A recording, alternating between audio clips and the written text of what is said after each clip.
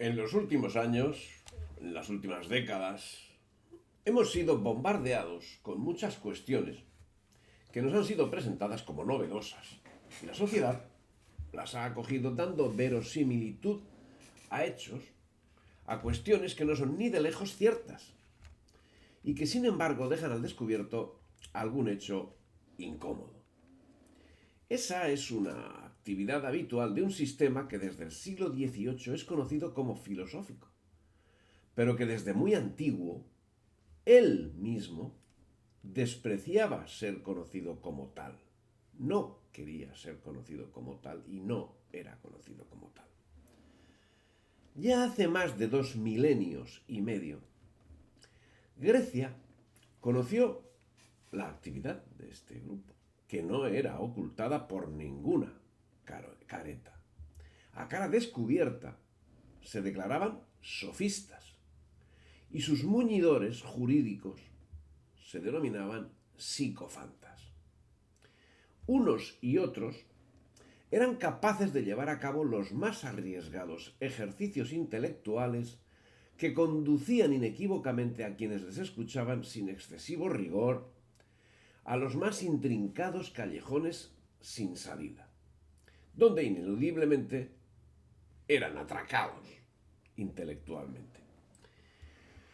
Sus malos resultados finalmente les condujeron a renunciar a su autodenominación de sofistas y les animó a disfrazarse de filósofos, adjetivo que se han aplicado a sí mismos y con el que han actuado sin solución de continuidad desde que sacaron a la luz lo que es conocido como Ilustración. Llegado ese momento, y hasta hoy mismo, han adoptado todas las posiciones imaginables en todos los capítulos sociales, económicos o políticos que nos podamos imaginar, y siempre cuando han defendido una postura han señalado a quien no seguía sus instrucciones como reaccionario, como contrario al progreso.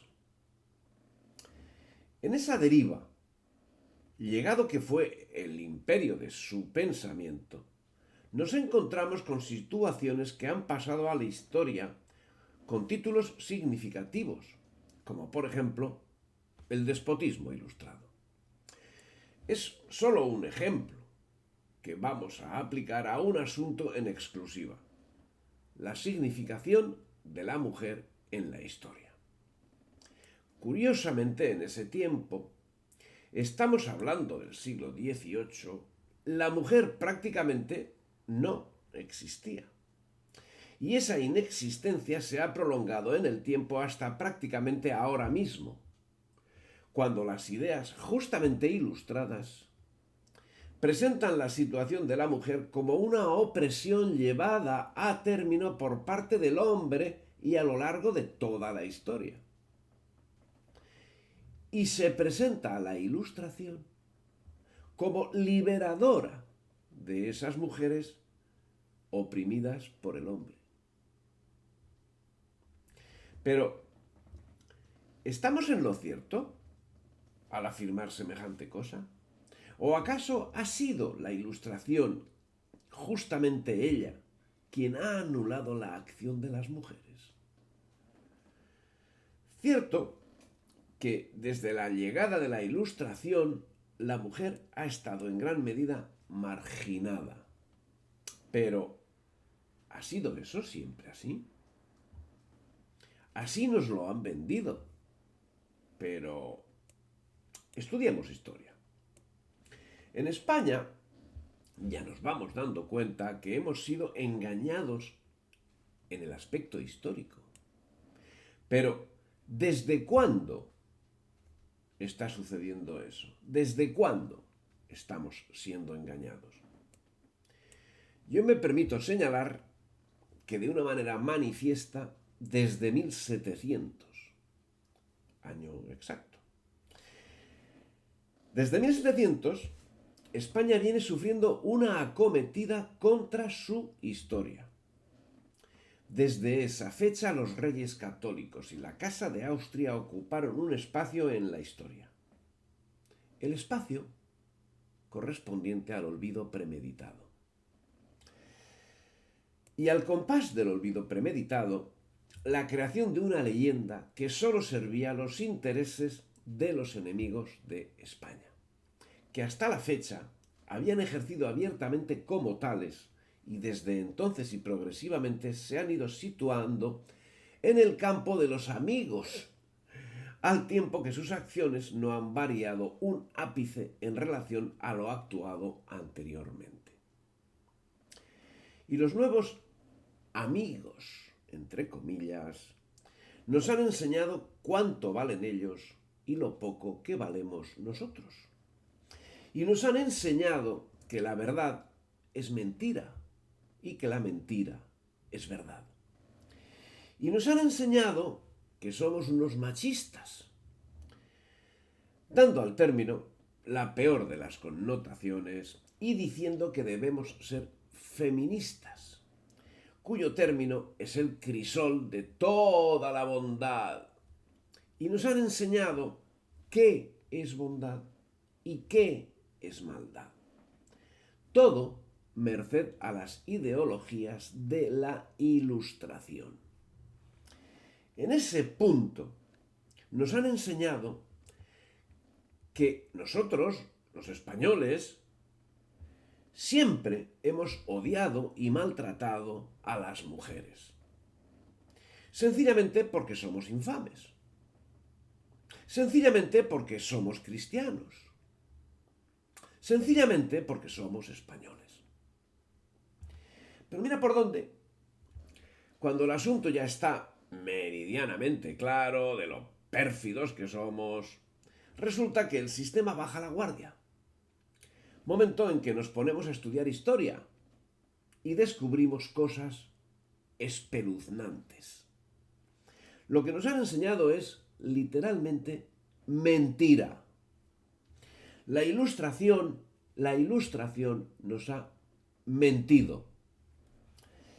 Resulta que nos ponemos a estudiar cómo ha sido maltratada la mujer en España a través de los siglos y para evitar distorsiones desechamos por anacrónicas las dos figuras más excelsas de la historia de España. Las citaremos para que quede claro. Son Isabel I de Castilla y Santa Teresa de Jesús. A estas dos no nos vamos a referir. Liberados de tan excelsas figuras, la historia, que no merece ningún calificativo, será por eso que es condenada y tergiversada por la Ilustración, se obceca en mostrarnos imágenes de mujeres en la historia de España que tiran por tierra todo lo que gracias a la Ilustración sabemos, entre comillas, insisto, de feminismo.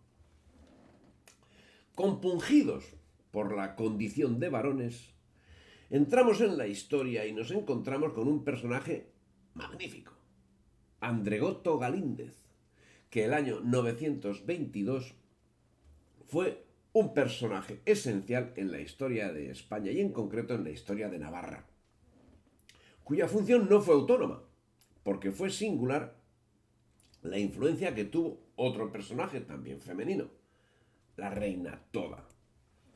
Ella, la reina Toda, fue responsable de las alianzas con el reino de León y con el reino de Aragón. Ella fue quien posibilitó que los reinos cristianos se enfrentasen con éxito a Abderramán III. Y la reina Toda tuvo una significación especial en las relaciones sociales, militares y políticas a lo largo del siglo X. Otra mujer que dejó su impronta fue Leonor de Plantagenet, esposa de Alfonso VIII. Fue, sin lugar a dudas, importante impulsora de la intelectualidad en Castilla. Fue tanto su poder que lo transmitió a la abadesa del monasterio de las Huelgas, quien llegó a tener más poder que los obispos y que los nobles. El año 1187, Alfonso VIII fundaba el monasterio de las Huelgas Reales, titular de un señorío que abarcaba más de 60 pueblos y 13 monasterios, cuyo poder solo rendía cuentas al rey y al papa, siendo que la potestad de la abadesa llegaba hasta en la elección de capellanes, con una autonomía que la situaba en una posición administrativa similar a la de un obispo, con capacidad, además, de impartir justicia en su señorío, de nombrar cargos públicos y de cobrar impuestos, además de tener a su cargo la administración del hospital real. Más adelante, poco más adelante, nos encontramos con Berenguela de Castilla, que falleció en Burgos el 8 de noviembre del año 1246. Se trata de una de las mujeres más sobresalientes de la historia de España, hija del rey Alfonso VIII y de su esposa, la reina Leonor de Plantagenet. Fue madre de Fernando III el Santo y ha pasado a la historia como Berenguela la Grande. Berenguela, como sus hermanas Urraca y Blanca de Castilla, recibió una educación similar a la recibida por el príncipe heredero, Enrique, y resultó de una aplicación que le ayudaría en las arduas tareas que afrontaría a lo largo de toda su vida. Y sus hermanas respondieron de igual modo. Al morir Enrique sin descendencia, ascendió al trono Berenguela, que de inmediato cedió el trono a su hijo, que no era otro que Fernando III el Santo. Ella sería su salvaguarda, siempre combativa, diplomática y excelente gobernante. A ella se debe en gran medida el éxito del Rey Santo en todos los campos. Es difícil entender los logros de Fernando III sin la concurrencia decidida de su madre. Y seguimos con más reinas. María de Molina, nieta de Alfonso IX de León y de la reina Berenguela, de la que acabamos de hablar, sería digna descendiente de su abuela. Los problemas matrimoniales ya eran una herencia que tuvo que sufrir. En 1270 se casó por poderes el infante Sancho con Guillermina de Moncada, pero el año 1282, sin haber consumado el matrimonio, se casaba Sancho con María, convirtiéndose en ese momento en María en consejero íntimo del infante y luego rey Sancho IV. Esta situación la pondría en primera línea durante las minorías de Fernando IV y Alfonso XI, situación muy similar a la padecida por su abuela, siendo que parte de la nobleza, en connivencia con el rey de Francia, quería anular el matrimonio real. Pero el enlace fue ratificado por bula papal de 25 de marzo de 1292. Bula que resultó ser un bulo, fue una falsificación. Mientras tanto, María se implicó en la organización y la intendencia de la campaña contra los benimerines el año 1292, controlando el abastecimiento del ejército.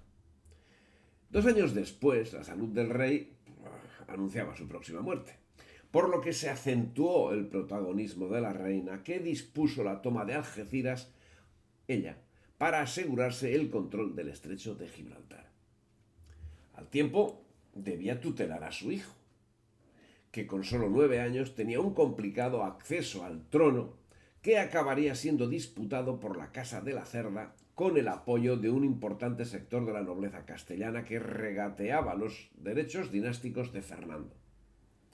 Los apoyos negados por los nobles fueron suplidos por los concejos, que veían confirmados sus fueros y suprimidos impuestos lesivos como era el de la sisa. También María convocó cortes, que se celebraron en Valladolid el año 1295 y logró atraerse a un sector importante de la nobleza. Pero la guerra se generalizó con la intervención de Dionisio, rey de Portugal, y de Jaime II de Aragón, llegando a producirse la entronización del infante Juan, tío de Fernando, como rey de León, Galicia y Sevilla, mientras que Alfonso de la Cerda se proclamaba en Sahagún rey de Castilla, Toledo, Córdoba, Murcia y Jaén. Pero la peste se cebó en los ejércitos que combatían a María de Molina, quien consiguió una salida airosa que desembocó en las Cortes de 1300, donde el infante Juan prestó juramento a Fernando IV. Un año después, el Papa Bonifacio VIII legitimaba el matrimonio de María de Molina con el difunto rey Sancho IV, reconociendo a sus hijos como legítimos.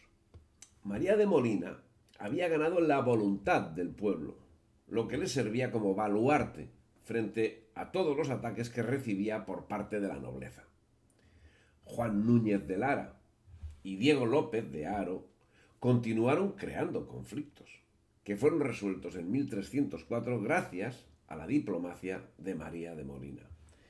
Pero las conspiraciones seguirían produciéndose y en 1311 una nueva conjura del infante Juan de Castilla, Juan Núñez de Lara y de López Díaz de Haro, hijo del fallecido Diego Díaz de Haro, fracasó gracias a la determinación de la reina María de Molina, que continuó enfrentándose a Alfonso de la Cerda, a quien le arrebató Béjar y Alba de Tormes.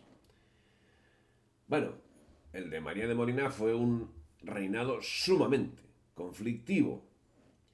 Debió agravarse la situación el 1 de julio de 1321, cuando falleció la titular, María de Molina. Con su muerte, la anarquía, los asesinatos y los ajustes de cuentas se extendieron por Castilla hasta que en 1327 Alfonso XI fue declarado mayor de edad. Y como no vamos a hablar de más reinas, dejamos en el tintero a quien puede llenar bibliotecas, la reina Isabel I de Castilla. Tampoco hablaremos de las mujeres que destacaron en su corte y en la corte de su nieto y de su bisnieto, y pasaremos a hablar de otras mujeres que también se ganaron su puesto en la historia con letras de oro. Una de ellas, como las demás, destaca con luz propia. Se trata de Malinali Tenepatl, o por otro nombre Malinche, o por otro nombre Doña Marina, que se supone nació sobre 1500 y fue la conquistadora de Tenochtitlán, fue la madre de la Nueva España. Su nombre original, Malinali, corresponde a uno de los 20 días del mes Mexicatl. Ella era nahua, y fue convertida en esclava, vendida por sus progenitores a unos comerciantes mayas con los cuales aprendió el idioma maya. Y su relación con Cortés empezó el 14 de marzo de 1519, tras la batalla de Centla, cuando los vencidos entregaban a Cortés 20 esclavas, entre las que se encontraba Malinali, una muchacha de 19 años cuyo conocimiento le permitía hablar con los mexicas en náhuatl, lengua franca de Mesoamérica, y con Jerónimo de Aguilar en maya, hasta que aprendió español y trataba directamente con Cortés, de quien fue inseparable compañía, que no solo traducía, sino que llevaba a efecto labores de interpretación, cuestión, por cierto, de primer orden para las relaciones internacionales y esenciales para Cortés. Su habilidad diplomática hizo que tuviese gran predicamento entre españoles e indios, quienes llegaron a equipararla con una diosa, incluso eclipsando al mismísimo Hernán Cortés, a quien muchos conocían no por su nombre, sino por el de Malinali o Malinche. Pero además de políglota, Malinche era socióloga y una excelente educadora, y lo demostró cuando señalaba a Cortés las costumbres sociales y militares, las creencias de los pueblos que estaba conquistando, el fatalismo de Moctezuma, y muy en concreto sobre la creencia del regreso de Quetzalcóatl. Malinche no solo demostró sus cualidades diplomáticas con los enviados de Moctezuma, sino con el mismo Hernán Cortés y con los pueblos que iba reclutando para su ejército. Señaló a Cortés las debilidades del imperio azteca, las características y necesidades de los pueblos oprimidos por los mexicas, las posibilidades de obtener alimento en la selva. Una información de un valor incalculable que ponía en evidencia no solo la voluntad de Malinche, sino la capacidad cultural de una persona que estaba dotada de un formidable talento diplomático que libró a Cortés de situaciones más que comprometidas, como cuando le forzó a admitir el regalo de 300 esclavas para evitar infligir una ofensa innecesaria al oferente. Y mientras continuaban la marcha hacia Tenochtitlán, Malinche allanaba las relaciones con nuevos pueblos, mantenía buenas relaciones con los enviados de Moctezuma, forjaba alianzas con los caciques descontentos con el dominio azteca, animaba a los indígenas a convertirse al catolicismo, procuraba que la conquista discurriese a través del entendimiento, evitando los enfrentamientos. Sin Malinche, es probable que la conquista nunca hubiese llegado a buen fin. Y si en la Nueva España Malinche brilló con luz propia, en el virreinato del Perú esa luz tuvo otro nombre. Se llamaba Mama Contarguacho. Mama Contarguacho había nacido el año 1500, más o menos. Era hija de Pomapacha, que era curaca de Urín Huaylas y de Añacolque, de las etnias andinas que habían sido sometidas por el Inca, a consecuencia de lo cual pasó a formar parte del harén real. Era segunda esposa de Huayna Cápac y fue madre de Inés Huaylas Yupanqui, nacida Quespisisa, que daría 2 hijos a Pizarro, Francisca y Gonzalo Pizarro Yupanqui. Contarguacho recibió de Atahualpa el señorío sobre Tocas y Huaylas, un cargo importante de carácter político. Manco Inca había huido de Lima el año 1536 y había organizado un ejército que había sitiado el Cusco, y fue Contarguacho quien informó a Pizarro de la sublevación al tiempo que levantaba un importante ejército que acudió en su defensa. En el mismo, donde ella misma comandaba una sección del ejército, figuraba Paullu, hijo de Huayna Cápac y Añascolque, quien acabaría siendo nombrado Inca en sustitución del Inca rebelde. Acabaría siendo bautizado con el nombre de Cristóbal. El asedio de Lima es el último dato que se tiene de Mama Contarguacho. Su nieta, Francisca Pizarro, hija de Francisco Pizarro y de su hija, Quispesisa, fue la primera mestiza del Perú. Fue a la península, se casó con Hernando Pizarro, de quien enviudó, y en segundas nupcias casó con Pedro Arias Dávila Portocarrero. Por el momento, la historiografía nos oculta más datos sobre esta soberbia mujer, madre de la hispanidad en América, pero son suficientes para brindarle nuestra atención y respeto. Y en ese mismo entorno nos encontramos con unas mujeres que ejercieron de conquistadoras, que a lo largo del siglo XV las conquistadoras suman un total de 10.118 que cruzaron el Atlántico, junto a 35.209 hombres para instalarse en el Nuevo Mundo. Entre las pioneras que desarrollaron acciones que ocasionaron su impronta en la historia podemos señalar a Beatriz Ordaz, a Juana Martín, a María de Vera, a Elvira Hernández, a Isabel Rodríguez, Beatriz Hernández, Catalina Márquez, Beatriz Palacios Parda, Juana López, Violante Rodríguez, Catalina González o Antonia Hernández. En concreto, las citadas en no pocas ocasiones, junto a la acción de mujeres indígenas, jugaron un papel esencial en el desarrollo de la conquista. Si las mujeres indígenas destacaron por su acción directa en el establecimiento de alianzas con los distintos pueblos, las mujeres españolas se señalaron en el habituallamiento, la atención a los heridos, la atención en retaguardia, la atención de guardias y la participación directa en actos bélicos. Estas actividades les serían reconocidas una vez tomada Tenochtitlán. Así nos encontramos con el caso de María de Estrada, a quien le fueron entregados en encomienda los pueblos de Tetela, del Volcán y Hueyapán, o con el de María de Vera, que le fueron asignados 300 pesos de ayuda. No son muchas las que han pasado a la historia, no son muchas conquistadoras las que han pasado a la historia, por lo que las que lo han hecho forzosamente debieron alcanzar la heroicidad en sus acciones. Una de ellas, Isabel Rodríguez Gómez, esposa del capitán Portillo, sucedió a este en el mando de uno de los bergantines construidos para la toma de Tenochtitlán, cuando aquel murió en acto de combate. Y Beatriz Bermúdez de Velasco, esposa de Francisco de Olmos, se significó con un acto heroico durante la noche triste, forzando a la tropa a guardar el orden cuando se anunciaba una desbandada que hubiese acrecentado el desastre. Con una espada en la mano, amenazó a españoles e indígenas con matarlos si acaso se rendían ante los mexicas. Y Beatriz Hernández fue la conquistadora encargada de la fundación de Guadalajara en el valle de Atejamac, junto a Cristóbal de Oñate y Nuño de Guzmán. Beatriz de Palacios, mulata, esposa de Pedro Escobar, siguió los pasos de su marido en todos los avatares de la conquista.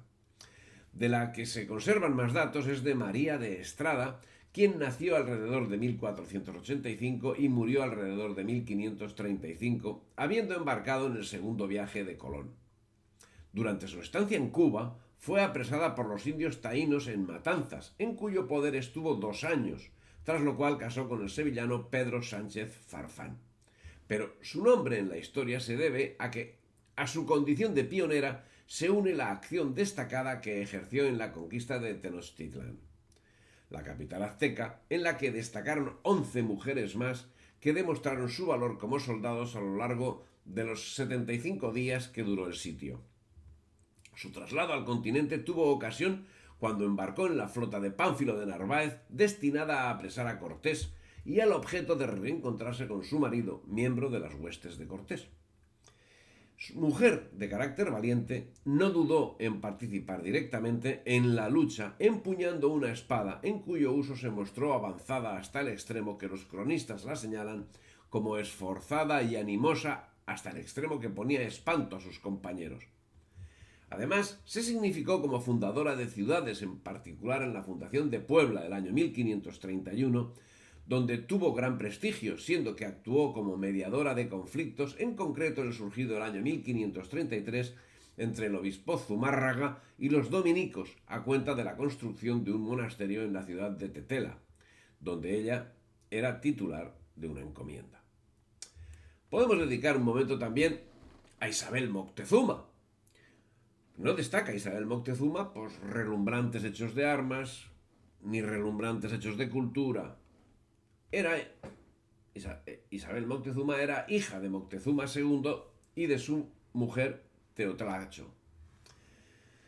5 años después de la toma de Tenochtitlán, en 1526, Cuauhtémoc, su marido, el marido de Isabel Moctezuma, fue ejecutado por Cortés como consecuencia de haber provocado un hecho de sedición. Y Tecuichpo Ixpochóchil, que así se llamaba Isabel Moctezuma, se convirtió al cristianismo y adoptó el nombre de Isabel de Moctezuma, apadrinada por Hernán Cortés. Sí, que seguía además las instrucciones que le había dado el mismo Moctezuma en el momento de su muerte, que atendiese a sus hijos. La ya renombrada doña Isabel Moctezuma, bautizada, casó con Alonso de Grado, que al año siguiente sería ejecutado por maltratar a los indígenas. Y a ella se le concedió la encomienda perpetua de Tacuba, o Tlacopan, el más extenso del Valle de México, que comprendía 10 poblaciones habitadas por más de 6.000 personas que pasaron a ser sus tributarios.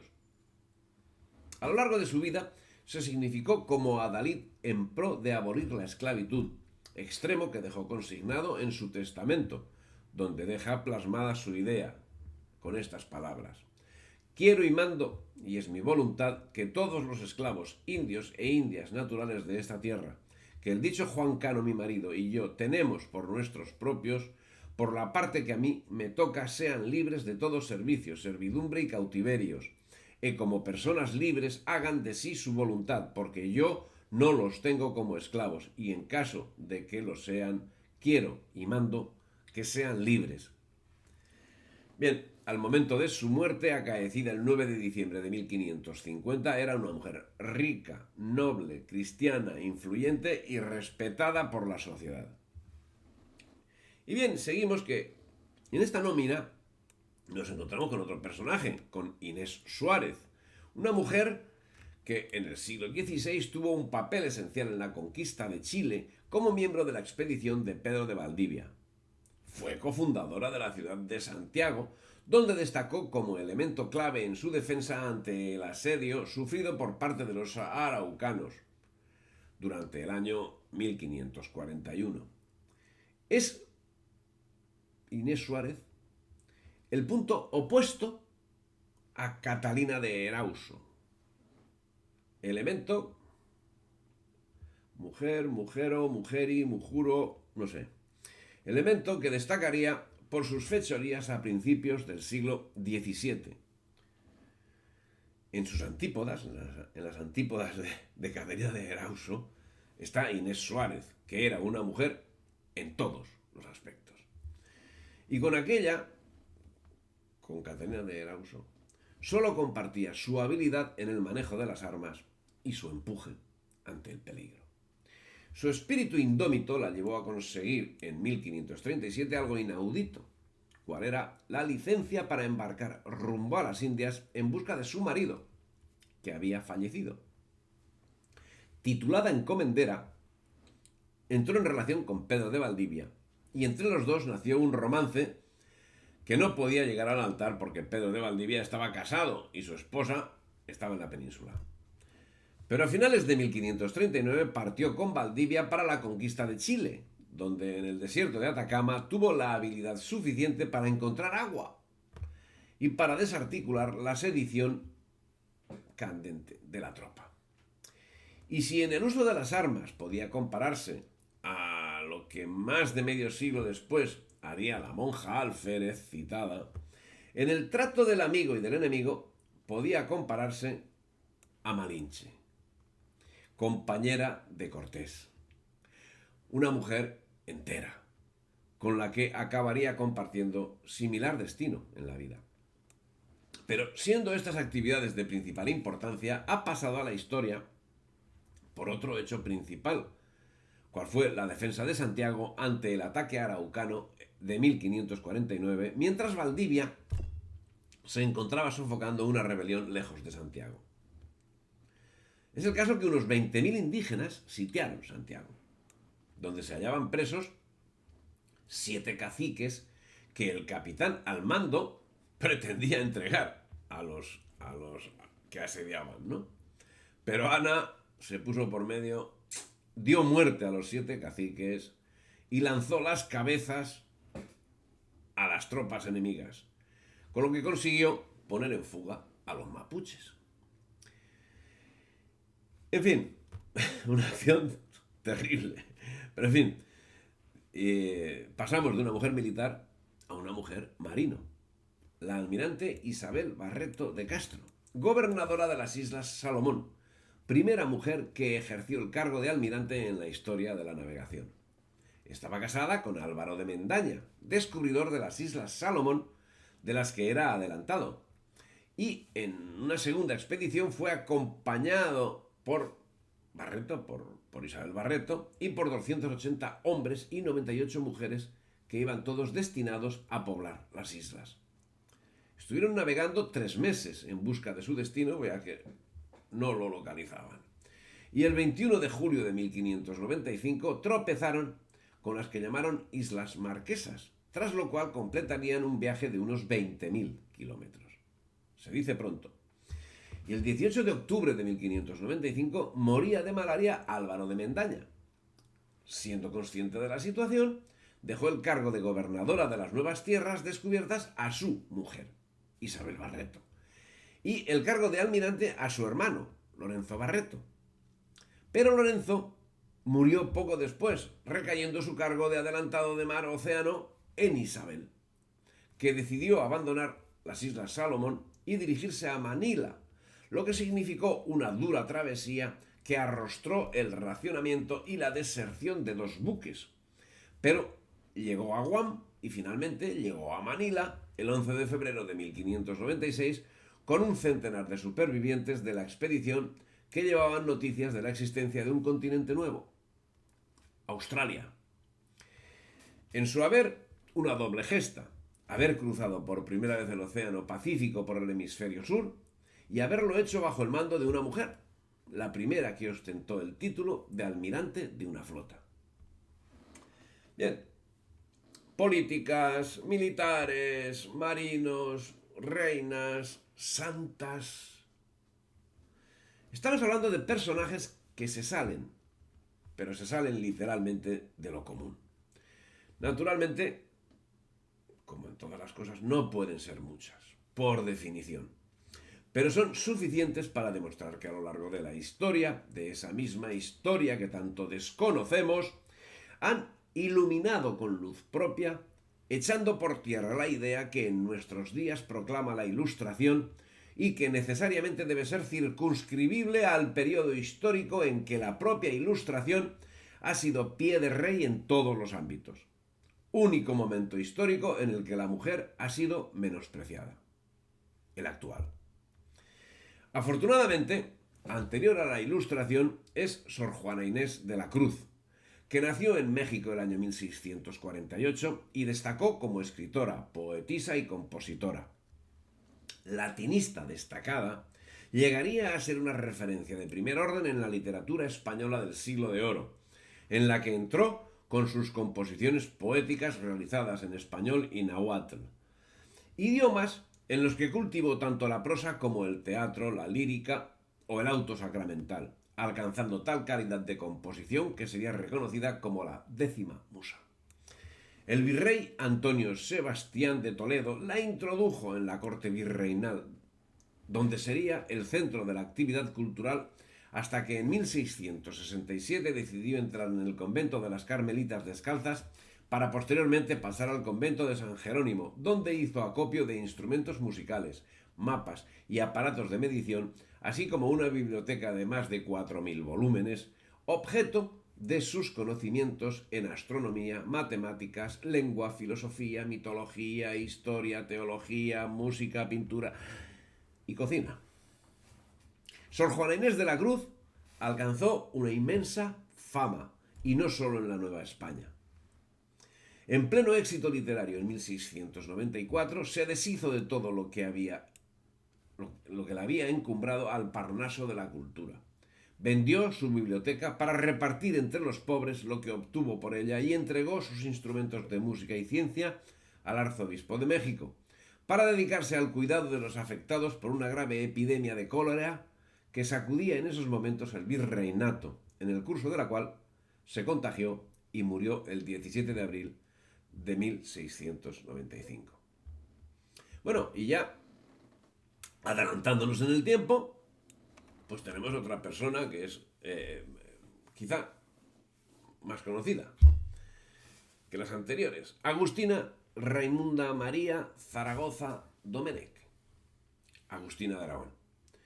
Y estamos hablando de una víctima directa de la Ilustración, nacida en el imperio de la Ilustración, que brilló en el siglo XIX en su lucha contra el invasor francés, como consecuencia de estar en Zaragoza siendo compañera de su marido, militar que murió en el asedio. El 2 de julio de 1808 un ejército francés se disponía a entrar en Zaragoza, pero allí estaba Agustina de Aragón, sirviendo a los defensores que habían caído muertos. Agustina se hizo cargo de la pieza de artillería, cuyos servidores habían fallecido todos, consiguiendo levantar el ánimo de los defensores, que de inmediato vieron reforzado el puesto con nuevos combatientes, ante cuyo empuje decaía el de los asaltantes, que se batieron en retirada. La gesta de Agustina de Aragón tuvo especial significado por los efectos directos que sobre el asedio comportó su actitud, pero en conjunto no puede decirse que se tratase de una excepción.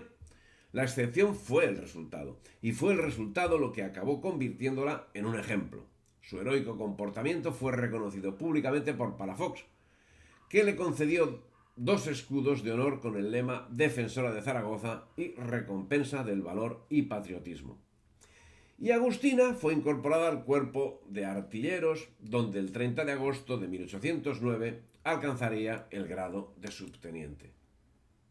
Pero ya había referentes anteriores, como el de Ana María de Soto y Alhama, que el 26 de junio de 1793, pues poquitos años antes, sentó plaza como soldado de marina bajo el nombre de Antonio María de Soto, y en noviembre participó en los ataques de Bañuls en la defensa de Rosas. 3 años más tarde tomaría parte en la batalla naval de Cabo San Vicente, de 14 de febrero de 1797 contra la Armada Británica. Embarcada en la fragata Matilde, donde prosiguió su servicio durante más de un año, el médico descubrió que el soldado de marina Antonio María Soto era en realidad una mujer, cuyo nombre era Ana María Antonia, y como consecuencia fue ordenado su desembarco inmediato el 17 de julio de 1798, en medio de la admiración y respeto de sus camaradas que la habían conocido y tratado en sus más de 5 años de servicio, solicitando ella, por su parte, licencia absoluta que le fue concedida el día 1 de agosto. Le fueron reconocidos honores y el grado y sueldo de sargento primero de los batallones de marina, para que pudiese atender a sus padres. Bien, reinas, santas, guerreras, diplomáticas, conquistadoras, científicas, y Ángela Ruiz Robles, que nació en Villamarín, en León, el 28 de marzo de 1895, en un tiempo en el que, tras haber sumido en la incultura al pueblo español a lo largo de siglo y medio, la Ilustración empezaba a mostrarse necesitada de gente formada y empezaba tímidamente a incluir a la mujer en esa formación. Ángela Ruiz Robles sería maestra de escuela e inventora. En 1916 inventó un sistema taquigráfico. Publicó 16 libros de texto sobre diversas materias, tales como ortografía, taquigrafía, mecanografía, gramática, historia y geografía. Y en 1949 registró su primera patente, que era procedimiento mecánico, eléctrico y a presión de aire para lectura de libros. Curioso y importantísimo. Y desarrolló un instrumento del tamaño de un libro, habilitado para el estudio de todas las materias escolares, dotado de mecanismos, lo convertían en un claro antecesor del libro electrónico. En 1962, y bajo la supervisión de la autora, se construyó un prototipo con unas dimensiones de 24 centímetros de alto por 22 de ancho y 6 de fondo, pesando un total de algo más de 4,5 kilos. El trabajo, realizado en bronce, madera y en zinc, se llevó a cabo en los talleres del Parque de Artillería del Ferrol. Sin embargo, los altos costes de producción impidieron su difusión comercial. En 1959 fue nombrada gestora delegada de la Agrupación Sindical de Inventores Españoles y jefa provincial de la Federación Politécnica Científica de Inventiva Internacional en 1973. Ángela Ruiz Robles falleció en Ferrol el 27 de octubre de 1975. En fin, si te ha gustado el vídeo, dale me gusta, difunde y suscríbete al canal.